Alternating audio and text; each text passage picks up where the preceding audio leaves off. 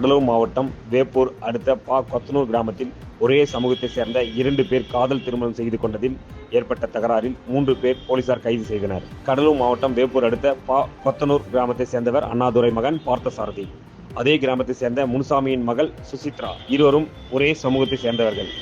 இந்த நிலையில் பார்த்தசாரதி, சுசித்ரா இருவரும் காதலித்து வந்த நிலையில் வீட்டை விட்டு வெளியேறி திருமணம் செய்து கொண்டனர். இதனை அறிந்த பெண்ணின் பெற்றோர் பார்த்தசாரதி மற்றும் அவரது உறவினர்களை வீடு புகுந்து சரமாரியாக தாக்கியுள்ளனர். மேலும் பார்த்தசாரதியின் தந்தையை அண்ணாதுரையை அரைகுறையாக ஆடையுடன் பஞ்சாயத்தில் அமர வைத்து கிராம முக்கியஸ்தர்கள் காலில் விழுந்து மன்னிப்பு கேட்க வேண்டும் என கட்டாயப்படுத்தியதாகவும் கூறப்படுகிறது. தாக்குதல் நடத்திய வீடியோ வைரலாகிய நிலையில் இதுகுறித்து வேப்பூர் போலீசார் சம்பவ இடத்திற்கு சென்று பாதிக்கப்பட்ட அண்ணாதுரை மற்றும் அவரது மனைவி பிரேமாவிடம் விசாரணை செய்தனர்.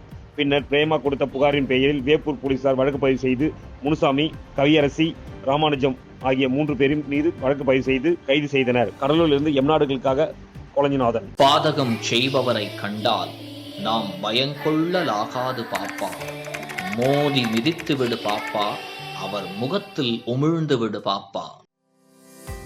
அண்மை செய்திகளை உடனுக்குடன் தெரிந்து கொள்ள இணைந்திருங்கள் எம்நாடு தொலைக்காட்சியுடன்.